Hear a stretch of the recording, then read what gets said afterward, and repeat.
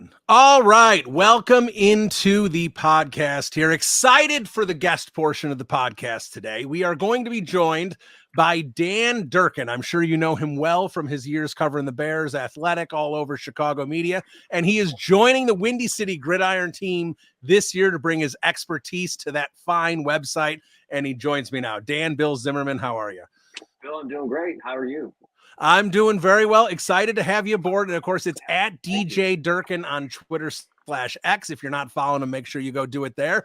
But, you know, I was excited when Lester, our leader, let us know that you were joining the squad. So what are you going to be doing this year for Windy City Gridiron? What's kind of the course of action here? Yeah, so, I was thrilled when Lester reached out to me. I'd been, doing primarily radio the last year or so it's good to get back into a little bit of writing, which is fun. So I think that the initial conversations that Lester and I are having really kind of hovered around getting into the scheme and what's going on, which is what I love most about this, probably slicing in some data, because I like to kind of marry up what I can observe with my eyes and then what I can see with data to kind of back that up. So really interested to just bring like a different lens on the game, because I think that we get so caught up in storylines and some minutia that happens throughout the season. I like to zoom out and really kind of focus on the product and how it's going, and basically how the Bears are attacking other teams, how other teams are attacking them, and trying to find little nuggets here and there that maybe people might overlook, or maybe people don't watch the all 22 after the fact. That's kind of the preferred way that I watch the games. So that's definitely what I'm hoping to bring to the mix this year. All right. Well, absolutely. And it's a great year to have you aboard. Of course, the rookie season of Caleb Williams. Bears fans have been very excited about this for quite a while, although there was definitely some infighting amongst fans for quite a while with the Justin Fields, Caleb Williams stuff. So let me, let's go back a little bit. Let me ask you, when did you start, like during the football season? Were you watching Caleb Williams college tape? I was. And, I think that people maybe blew out of proportion his game against Notre Dame. I know that I have some friends in the media circuit, and they were kind of going out there. Basically, I'm sure that there was a little bit of like, hey, let's push this narrative a little bit. But I was kind of pushing back on them. Like, they were like, oh, go back and watch the Notre Dame game. How can you take that guy with the number one pick? And I'm thinking to myself, I'm like, find me a single quarterback in the NFL who does not have some bad college football tape. Right. It's inevitable. Everybody's going to have a clunker. He didn't have a lot around him. So, I mean, let's just be real for a second. He was a one-man show last year. That was a very talent-poor team outside of Caleb. But you could see very quickly between the time at Oklahoma and the time at USC that this guy's just different in terms of the position just seems very natural to him. And what the way that I was talking to Mark Silverman about this weekend, we were kind of contrasting Justin and Caleb. And the way that I kind of framed it was, it just so happens that the Bears have a quarterback who happens to be a great athlete. Whereas with Justin, I think they had a great athlete that they were trying to make play quarterback. And so that's somewhat hard. You think about Justin and where he fell short in the NFL. I've fallen victim to this a couple times. So this is on me to get a little bit sharper around how I evaluate quarterbacks just at the collegiate level. When you think about, I liked Deshaun Kaiser when he was at Notre Dame. I mean, he was ridiculous. But then when you zoom out, he's playing behind 5 NFL, offensive linemen, and he's throwing the ball to 2 NFL wide receivers. So it's not dissimilar to Justin, where Justin played behind one of the best offensive lines in the league, and he threw to 3 number 1 picks, at wide receiver. So just an embarrassment of riches around him, and that kind of, I think it was more of the cast carrying him rather than him carrying the cast. And it's the opposite with Caleb when I think about it. He is a guy who was a one-man show, throughout his time at USC, but still performed. I think that you look at just the ease with which he is able to go through his progressions, the footwork, the release, the arm strength is bananas. And I think that everybody got a chance to see that. You could see that in college too. He made some ridiculous throws at Oklahoma. He made a throw at Oklahoma that really kind of put him on my radar. I was like, what was that? It was one of those like off balance drifting to his left. So you think about it, your weight's going the opposite way, and he's able to kind of flick the ball back at opposite hash, other sideline. those are throws that maybe 5 or 6 people on the planet can make. Aaron Rodgers, Patrick Mahomes, Josh Allen is a very small group of people that can move with that fluidity, flip their hips, and get the ball to the opposite side. So those are NFL throws to me.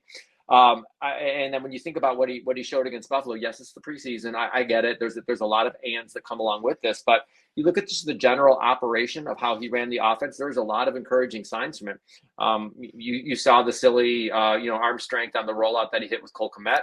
But I mean, people need to think about like this is how I look at it. There's some finer points too that you could look at. I look at the Mike point that he had on his first completion of the game. So what is he doing right there? He's making sure he's on the same page with his offensive line to say, hey, you need to block, that middle linebacker over to the right. That's where I want the protection go because I'm kind of concerned about what this look is. That to me is a sign of a mature quarterback that's able to identify what he sees in the front and where he's a little uncomfortable. And is he in the same page with the center? So resetting the Mike point, that's a mature type of thing. And then the biggest knock that I had on Justin was, I think one of the most crucial things when it comes to quarterback play and high-level quarterback play is eliminating who is not open earlier in the down. And so most quarterbacks can eliminate at least one, if not two, by the time they get to the top of their drop. So I'll go back to the third down play where they basically ran 2 7 stops. So it's like a corner route and they both stop from the outside and Keenan Allen's hooking up over the quarterback over the middle. So it's just basically they're all set up across where the sticks are to get the first down. His first read's Keenan over the middle. The safety squeezes over. He immediately comes off of Keenan and goes to DJ immediately. He didn't even think about it. It's just like, all right, he's not open. He's open. Here comes the ball. And so it's those types of things that you can't really teach. Those are like just instinctual quarterback. I understand where the ball is supposed to go, but if it's not there, I know where my second and my third read is. So really encouraging stuff. And I think that for Bears fans, it's going to be strange to see a quarterback. It's just something that we really haven't seen. So I'm very energized by what Poles has done in a short period of time, and I think that the arrow is pointed, straight up for this team when it comes to their ascension. Yeah, I really agree with you on that. And you brought up Caleb Williams' ability to understand the offense, read a defense, and everything he was doing there. And that I agree. I see that as well. And that's really encouraging based on some of the issues of the last 2 high picks, and I'll include Mitch Trubisky in that with Justin Fields, and I remember Fields, I think it was a preseason game, maybe as a rookie against the Dolphins. I don't know if I have that right because I didn't look it up, but and then of course there was the Vikings game as well, and there were other ones as well, but these blitzers would just come off the edge and Fields did not read it pre-snap and got himself drilled. And of course, fans are going, oh, the offensive line is going to get him killed kind of thing. Like, actually, that's on the quarterback. We know how well Mitch Trubisky could go against man and how well he struggled against zone because the ideas of knowing and anticipating throws and where to hit the zone spots was too much of a challenge for him. But play Matt Patricia's, man defense, and he's going to throw for 300 yards. So we've seen quarterbacks with some talent in whether it be, Fields' athleticism.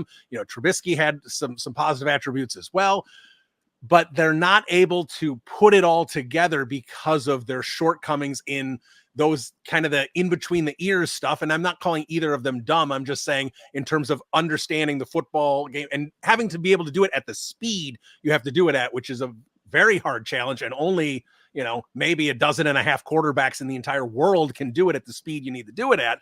And so far we're seeing Caleb Williams as a quarterback who does look like he will be able to do that. Yeah, you're talking about processing, and that's so important as a quarterback. How quickly can you process where to go with the football in under 3 seconds? It's a very complicated when you think about that.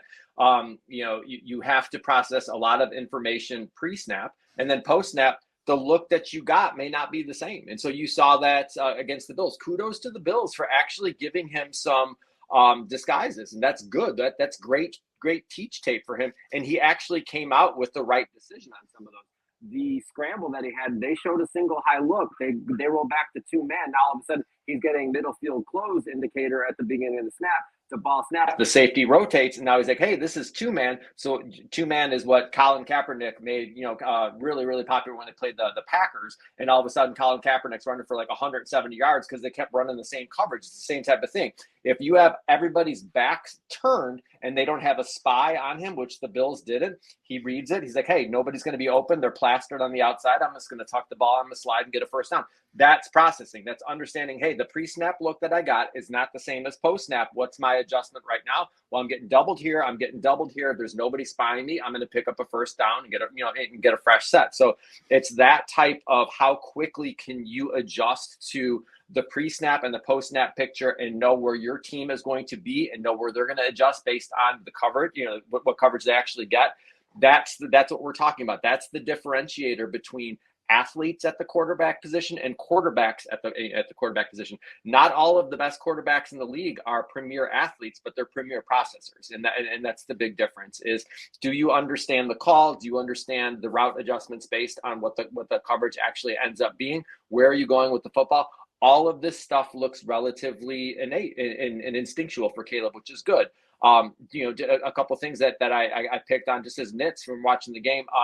Needs to get more comfortable operating from under center, and so just like you can see some maybe not full extension on ball fakes, and I think that's just him getting used to like, hey, I'm accustomed to looking down for the ball and then picking my eyes up. Now you're under center, so you sell that fake a little bit more. It's gonna make the defense commit, and all of a sudden when you're breaking out of the pocket out of rollout, you made them actually bite on that fake. They didn't bite on some of his play fakes.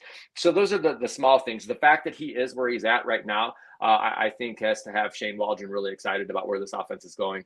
Yeah, it really, really should. And let me ask you about the rest of the offense. Let's start with the group of receivers. If you want to talk tight ends as well, we can do that because, I look at this group and I see a highly talented group, not just a highly talented group for this season. And we know Keenan Allen right now is just a 1 year here, potentially for an extension. We'll see. But the fact that DJ Moore will be here for the entire length of Caleb Williams' rookie contract, even with the 5th-year option. Same goes for Rome Odunze, obviously. Same draft class. Cole Kmet's going to be here for 4 years. I mean, the core group of talented pass catchers, assuming Odunze does become a guy, and he certainly looks like he's headed in that direction, that's what I think is exciting, is the fact that you look at this, like I've never I'm 45 years old covering this team and being a fan of this team growing up. I've never been at a point where I'm sitting here going, I don't know if they should pay Keenan Allen because I don't know if I want that many resources committed to receiver when you already have DJ Moore and you already have Rome Odunze. Right. I've never been in a position to say they may have too much at receiver, but it's almost one of those things where they may have too many mouths to feed. And maybe someone like Gerald Everett, who's a quality receiver, may not get a lot of looks and things like that. So I think this pass catching group is special. I think when people talk about pass catching groups, they go to the Matt Forte, Brandon Marshall, Alshon Jeffrey, and Martellus Bennett is probably the best group this franchise has ever had. And I think there's the potential there that this group is better. I don't disagree with that. And I do think that that's the probably the best instantiation of talent that the Bears have had since same thing. I'm a little bit older than you. And I've been watching this team for a very, very long time. This is the best skill group that they've had. In terms of receivers, I think that they've had better backfields. I think Matt Forte is better than any back that they have right now. But when you talk about pass catchers and tight ends included in that group, this is the deepest group for sure. DJ being here for 6 years, Rome being here for 5 because of the first year, for the 5th-year option being a first-round pick. Same with Caleb. That to me is like you have built a core. And so now to your point, you don't need to chase Keenan Allen. If Keenan balls out and then he goes out, hey, he balled out in the year that and he did it while he was a Bear. And that means that the team's going to play well as a result of that. So I'm not going to get too caught up in those. But I'll say this. I guarantee you in a couple of years, the DJ Moore deal is going to look like a steal relative to what you're going to see some of these free agent deals, for wide receivers going out there. So, yeah. I mean, when you really think about the new money relative to where they were at with the existing contract that they inherited for 2 years, I think that this is going to look like a very valuable contract for them. And he's a durable player. He, to me, is, no concern now. It was so interesting to me to hear his commentary on Hard Knocks after he signed it. Put yourself in the position of signing a $110 million contract and then walking out and just basically saying that's a mood changer. He said it non plus. He was just like, oh yeah, that's a mood changer. It's like one less thing to worry about. And I'm thinking to myself, I'm like, man, I would not have that reaction if I had just, acquired what he did and earned what he did. So I think that just a telltale sign of who he is. Now he can like really focus. He doesn't have to worry about like, when's my next deal going to come? You have it. You have a chance that you might be able to sign one more before it's all said and done. So DJ to me, when you think about his ability to beat man coverage, and then you think about Keenan and his ability to beat zone coverage, I'm very interested to see how Waldron deploys them.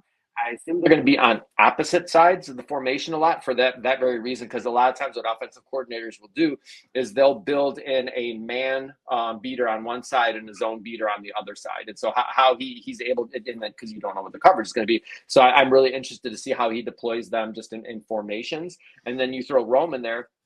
Rome's raw. There's no doubt about it. You saw the play that I thought was, like maybe a potentially bad throw, but it was the one that came back on the penalty. He got held the whole way through. So now he needs to understand, like, look, it's physical at the NFL. Brandon Marshall used to talk about that all the time. It's like, grab them before they grab you. Like you get a hold of their jersey and you move them where they need to go. So it's that little savvy that he's going to have to pick up to uncover himself when it comes to route running. But in terms of physical ability, he's got it all.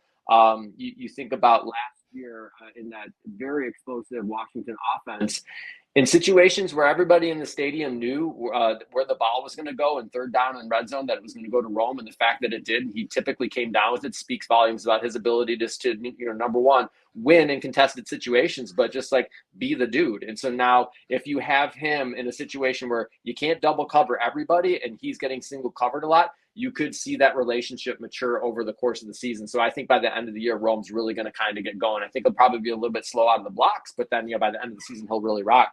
Tight end wise, it's going to be interesting, like how this group comes together. I think Cole is, he's exceeded my expectations. I was actually worried about him for a while. I'm like, I'm not quite sure what this guy does, because, he's not a very, shifty, shall we say. He's not like the new breed, if you will, of tight ends, Brock Bowers, Travis Kelce. Everybody's looking for those, shifty guys that can uncover very quickly. He's not that guy. So I'm like, did they just spend like a top 50 pick on like an inline tight end? I was kind of like struggling with what he actually was going to be, but he showed some juice, like down the stretch last year, and showed some juice in the first preseason game. So now you think about how much that opens things up in the playbook for like 12 personnel, which is, one running back, two tight ends, two receivers. That's something Waldron ran a lot. He was very creative with his formations last year. I'm really interested to see what he deploys. He was so fascinating to watch last year with, two very good receivers and Tyler Lockett and Metcalf, and then Jackson Smith and Digba,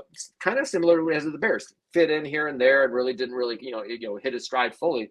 But how creative Shane was at giving defensive coordinators a look and then having variations off it each week. He ran this like almost like diamond shape in the backfield where he had a quarterback in the pistol, two tight ends behind him, and then the running back behind the quarterback. And he'd motion out of it. Sometimes he'd run like little like screen flares. So really creative. And I think he has better talents to work with now to actually install some of that. So I think that the shift you're going to see in motion and pre-snap motion and disguise and formations is going to be 180 degrees opposite of what you saw with Luke Getsy.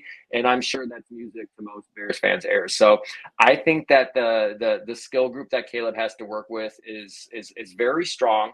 My concern is the front five. That's where my biggest concern lies on this offense is continuity across the offensive line and really getting set with a center and getting set with the interior of the offensive line, just because you can't go through the season with as many musical chairs as the Bears have had the last couple of years. So they really, I think, need to lock in on that front five, provided injuries are contributing to them not being able to do that. But that, to me, could be the undoing of this offense. So I'm interested to see how that comes together. Yeah, and I want to ask you a little bit more about that offensive line, but a couple more on the skill positions. I want to ask you about the bottom of the receiver room, because obviously top heavy, it's great. Tyler Scott's the fourth wide receiver there. We know he had some hands issues as a rookie, but he did play a little bit better with the 4 games with Tyson Bagent, so maybe a different quarterback can unlock something there. But I still don't see him, unless Keenan Allen or someone gets hurt, I don't see him getting a lot of opportunities in the offense just because of where he is on the depth chart. But even beyond Tyler Scott, the back end here with Velus Jones and Dante Pettis and DeAndre Carter and these guys, I'm curious how you see this like shake out, because even on Hard Knocks, Caleb Williams says, hey, Colin Johnson's going to make the team, right? He's going to be on the team a while. And DJ Moore's like, well, how many receivers are we keeping? Like even the Bears players aren't sure, because when I look at this, like, and we know now Velus is getting more time in the backfield as a running back. These last couple receiver spots, I'm really curious, get your opinion on how you think this shakes out, because I don't see a clear way to go. I see a lot of players that probably could get stashed safely on the practice squad if they wanted to. I don't know if Velus Jones would stick, I mean, with his speed and stuff, but I'm curious kind of how you see that shaking out. And is 6 receivers still going to be a thing with the new kickoff rule? I don't know. Maybe you want larger bodies and more linebackers and running back types. So I'm kind of curious what you think of the back end of this receiver room. Yeah, I think Dante Pettis will not make the roster. I think that's an easy one that I think you can scratch that name off the list, or, right off the bat. The Carter and Velus Jones gets interesting because Carter did play a little bit of has played some receiver throughout his career. He's never really been like a full-time guy. He's primarily been effective as a punt returner. Can Tyler Scott return punts? Because I think that it's going to be very interesting to see how he finds his way onto this roster. I think he's going to his avenue is going to be special teams, and that I really think he needs to learn how to play gunner on punt because he's fast. Can you make your way through a double team out on the perimeter and get down and chase down a guy in a punt? And so I think that what the decision is going to be for the bottom part is special teams. And so now Velus, if he can put together a couple more like he has at running back, it's going to be interesting because now that running back room's getting really, does Travis Homer get squeezed out? Most likely, if Wheeler keeps playing this way. So these pieces kind of fit together when you think about how this puzzle is actually going to shake out in the end. And I think that my money right now, given what Ryan, and I'm not saying he's doing this purely because of the draft capital that he used against it, but if Velus continues to show the ability to not just be a perimeter runner, but also be an interior runner and a guy you can trust on some inside runs, that might bolster his, chances of making the roster significantly relative to Carter. So I think it really kind of comes down to those two. Colin Johnson strikes me as a hope you can stash him on the practice squad guy. Yeah. There's a lot to like in his archetype and his physical profile. You can't find many 6'6", 220 pound wide receivers out there with that type of, go up and get it ability and that type of reach to be able to separate from a defensive back. But how mature is his route tree? What's his downfield blocking? Those are the things that they're going to look at to say, is this really a guy that we're going to keep? And then if you think about the tight end side of things as well, how many tight ends are they keep? All these things kind of figure into the mix. You have your wide receivers. How many are you going to take? Probably 5 is what my guess would be. And then the 6th would be a guy who could be a significant special teams contributor. So that's why Velus makes sense to me because of his versatility. Let's face it, backs get banged up. DeAndre Swift does not have a track. I think he's missed at least a game in every, one of his, he had a good year last year with the Eagles, but with the Lions. And I know that this is something just because I know people in that organization, he fell on Dan Campbell's bad side because he didn't realize the difference between being hurt and being injured. There is a difference between those two things. If you really think about it, are you hurt or are you truly injured? And I think Dan Campbell thought that he chose not to play while he was hurt. And I know that kind of made them, look in a different direction. That's how they end up with Jahmyr Gibbs and David Montgomery, et cetera, et cetera. So he's going to miss time. Khalil Herbert's great. I think Khalil Herbert's going to be a very significant contributor to this team as well. But it's like that third back now. If Velus can kind of work himself into that mix and Wheeler can work himself in that mix, Wheeler strikes me as another guy you might want to stash on the practice squad as well. But it's interesting what we're talking about right now. The Bears have young talent at skill position players that are going to make for some tough decisions on this roster, which is not a position that they've been in. They've been picking from other teams' cuts to actually round out the roster the last few years. So the fact that now they're in a position to be kind of picky, if you will, about what their roster looks like, I think speaks to the talent. But if I had to guess, Pettis will not make the team. I think Colin Johnson's a great practice squad, candidate if you were able to stash him. And then I think it really comes down to Velus and Carter. And I think it's probably going to be Velus just because of his versatility and the fact that they spent the 72nd pick in the draft on him. Yeah, the injured versus hurt. The first time I heard that was the program with James Conn talking to Omar Epps in practice. Are you injured or are you hurt? And yeah, it's absolutely a thing in football. It is. It is. So you brought up running back. So I want to ask you a little bit more about Khalil Herbert, because I think he's interesting, because even when you see him out there on preseason, like when he's, he didn't bounce back well after that injury, the tail end of the season. He did not look like the same runner. But when he's on all cylinders, he is the best pure runner on this team, in this group. I know maybe Swift is now, but at least compared to last year's group. So I do think there's a role for him here, but I also know Shane Waldron doesn't like to, basically dictate plays based on personnel to defenses. And we know with Khalil Herbert, he's limited with blocking, he's limited with pass catching. So when he's in there, there's a good chance it's going to be a run. So is it possible Khalil Herbert loses his role on this team because of Shane Waldron not liking to make plays predictive, and the fact that we're seeing Wheeler showing abilities, Vela showing abilities in the backfield? We know Swift and Roshan in the second year, they're not going to go anywhere, but like you said, Homer could get squeezed out. There's a lot of talent here, and I'm curious how this plays out, even with Herbert. Yeah, I'm a big Herbert supporter. I think he's good. I do agree with you. The first few weeks he came back, it looked rough. After that ankle injury, it was gross. Like if you actually watch that it does not. I don't know how he even tried to come back later on in that game the way that he did. But that's somebody who's willing to play hurt. Let's just put it that way. He did have some good games down the stretch, though. When they were given the ball, I think he had like an 18 for 100. He had a couple 100-yard games down the stretch where it's like, hey, if you feed this guy, he's actually pretty good. But your point around like being, kind of predictive with the sets, let's contrast it to what they had last year with Zach Charbonnet and Kenneth Walker Jr. It's not too dissimilar to what we're talking about right now.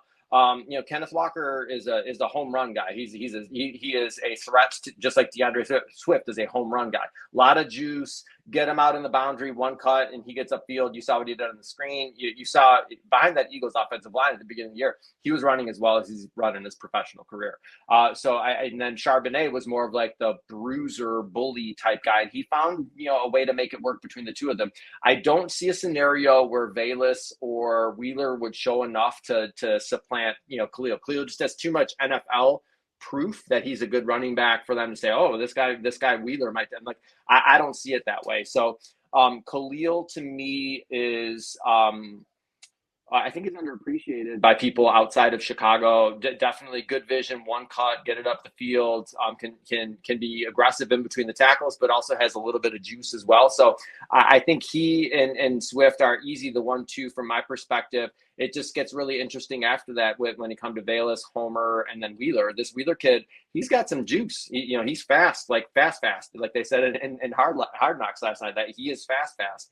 And so you think about that. Can he play special teams now? That's what we have to keep asking when we're talking about like numbers 50, 47 through 53. Can they play special teams? And that's really what it's going to come down to. So can he show a little bit nats to earn a spot on the roster? At the very least, I think he's earned the consideration for practice squad. And if he has a couple more performances like he had last week, who knows? All right, let me ask you about the offensive line, then I'll get one in on the defense before I let you go. Because like you said, offensive line, there's question marks there. Obviously, you don't want to have as many question marks as they do. I think a lot of the question marks, there's kind of a pivot point there with Nate Davis and the lack of availability he's had. And look, it's tough when you're sitting there commenting on guys that are sitting out with injuries, and we don't know what Nate Davis's injury has been, but we've also heard from Matt Eberflus kind of say, oh yeah, you can lose your job due to an injury and things like that. So you're kind of getting the feeling that maybe the coaching staff, Ryan Poles, maybe getting a little frustrated with Nate Davis's lack of availability. And maybe that comes back down to, are you injured or are you hurt? And that kind of thing with Nate Davis as well. I heard that there were some issues with Vrabel in Tennessee with him in terms of practicing and being available. So when we look at this offensive line and a center and a quarterback need to have a good rapport, and we're getting to the point of the summer here that Caleb Williams needs to have a pretty consistent center here as a rookie. It seems like, I know Bates is banged up a little bit right now, but it seems like maybe it's going towards Shelton right now. And then maybe Bates and Davis are going to compete at right guard. But yeah, I mean, Tevin Jenkins is always a chance he's going to be injured, but when he's healthy, he's great. We know who the tackles are going to be. Hopefully they stay healthy as well. I know Wright's been a little banged up here in the preseason as well. But let me ask you more about this kind of interior line and how you think Chris Morgan and Matt Eberflus should approach this moving forward. Yeah, I think that their preferred front five would be Bates at center, and then you have Davis at right guard, Tevin at left, obviously Braxton at left, and then Darnell at right. I think that's how that would be their preferred. If they I agree with that. Don't know enough about the Bates injury to opine on how long it's going to be until he's back in the mix. But to your point, like cadence. And, just that you're talking about a guy who snaps with his left hand. It sounds crazy, but this is true. This is a guy who didn't operate a lot under center in college. These things matter. And so you have to kind of start to solidify. I think in the next week or so, they're really going to have to make a decision or be a little bit more declarative about like the length of time. They don't, you know how this works. They're not going to disclose specifics to anybody about exactly, like how severe some of these injuries are. And it doesn't sound like it's like catastrophic with Bates, but they're very mysterious when it comes to those types of things. And I'm not sure how much clarity we're going to get, but in terms of solidifying that front five, it is very important for them to get down to who are the pieces at center and right guard. I think that's where the decisions really come down to. I love Tevin Jenkins. I think he's phenomenal. And I think that there were times last year where like he was playing like maybe one of the 10 best guards in the league when you think about just like, playing to the echo of the whistle and just nasty and, bringing that element of toughness that this offensive line needs. The first where Caleb scrambled, his first throw of the game where he threw it away, a guy kind of took a shot at Caleb on the sideline. The first dude running, like sprinting over there with his Tevin, he got right in his grill. That's what you want. And that's what you want. You want guys out there that are letting them know, like, that's not going to fly here. He's a tone setter for the team. And that's the type of stuff that earns you trust, amongst the four guys that you're lining up next to and definitely your quarterback. So I think they have the pieces to put together a pretty decent offensive line here. I do worry about the tackle depth, though. I'm not going to lie. And so, like, now you can get yourself in a situation where if they do have a problem at tackle, Tevin slips out to, left or right, depending on where it is. Now your guard shuffling. So, like, I don't know if Ryan has fully solidified the offensive line the way that he's wanted to. So I would assume that that's going to be an area that he's going to attack next year. I think he really wants to be firm on who his left tackle is going to be, in 2025 and beyond. That's one area that I think they're going to have to look at. But I think if they have their druthers, it would be Bates at center, Nate Davis at guard. And then obviously the rest of the three are pretty self-explanatory. Yeah, absolutely. So let's wrap up with a defensive question. There obviously offense a lot more interesting than defense right now. The secondary has certainly given Caleb some fits at times in practice, which is great. You love to see that because that should be a top 5 secondary in the league if they're healthy and playing as well as they can. Totally agree. Yeah, optimistic about the secondary. Linebacker group is very good. I'm not as big of a Tremaine Edmonds fan as other people, but no need to get into that. No, more so I want to get into the front four here because that's obviously the biggest question mark here. Matthew Judon just gets traded to Atlanta. I know a lot of Bears fans were maybe hopeful there, but obviously that's not going to happen. Austin Booker looked pretty good there against Buffalo, but 5th round pick, how much can you get there? DeMarcus Walker, solid, but doesn't provide much of a pass rush from the outside. So, I know Eberflus can try and get creative with some stunts and twists and maybe doing some blitzing here, but right now with the defensive front four, the way it looks, I think they're going to struggle to get a pass rush with 4, and they may have to get creative. Yeah, they're going to have to find that piece that's going to, so let's just step back for a second. Montez Sweat is going to dictate the protection scheme of every team the Bears play this year. The help is always going to slide his way. And so when that's the case, depending on, are you giving guard help? Are you bringing a tight end? Are you just full sliding to his side? So these are the decisions that offensive coordinator and offensive line coaches needs to make.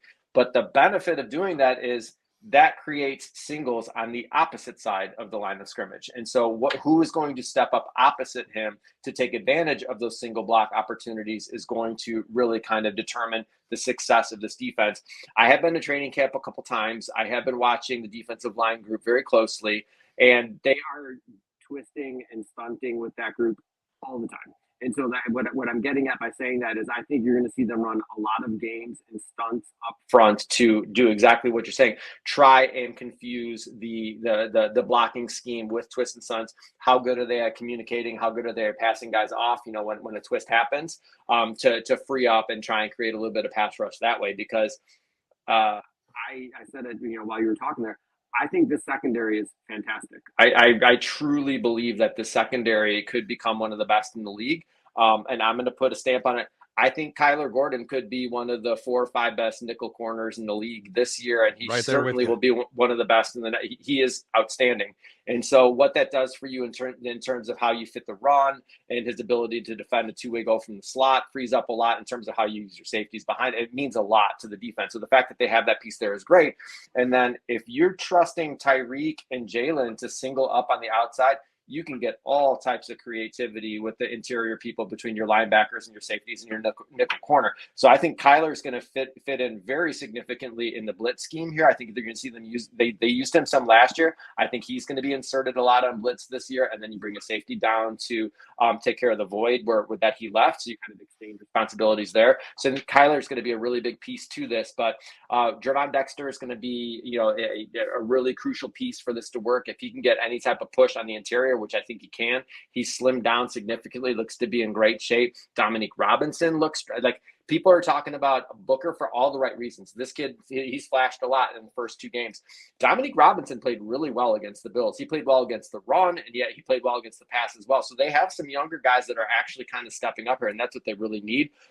Booker to me is very interesting, just in terms of very, very high motor. Guy is relentless, and he uses that long arm technique to his advantage to either pull a guy through or, you know, to spin off of him. So they may have found something in him, and he's going to be a strong situational pass rusher for him. Can he be as responsible, you know, against the run? Can he recognize blitz? You know, can he recognize blocks as they come up to him? So I think that they have some young pieces, but I do agree that my biggest concerns with this team are the trenches on both sides, which, you know, it's hard to get too optimistic about a team when you do have questions in the trenches like you do for the Bears. That's not to say they can't be a good team, because I think they will be a good team this year. But there's a lot of ifs that we've had in this conversation that lead me to believe that if the defensive line is not able to generate pressure outside of Sweat, that secondary could be exposed, just because now you're asking them to be, you know, covering for 4, 5, 6 seconds, which is a, you know, impossible task for any cornerback in the NFL. Yeah, absolutely. So there he is, Dan Durkin at DJ Durkin on Twitter/X, and you're going to be able to read him all season long in Windy City Gridiron. Very excited he's part of the team. Dan, thanks for so much time. Really appreciate it. Yeah. And we'll be reading you all season. Thanks for having me.